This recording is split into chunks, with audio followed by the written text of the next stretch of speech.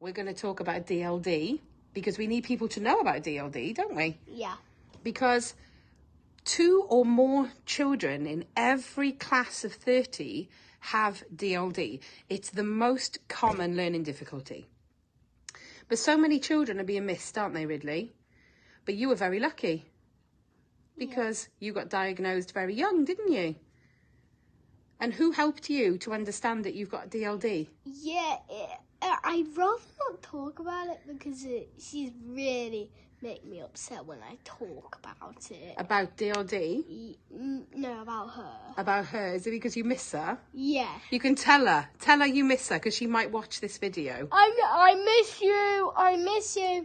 Mwah. Who is it? Libby. Libby. Libby Hill from Small Talk Speech and Language Therapy is Ridley's favourite person ever because she helped her to understand. And what do you have? What do you call them? Struggle tees. Struggle tees. Ridley has struggle tees, and Charlotte from work is also watching. Oh, hello, Charlotte.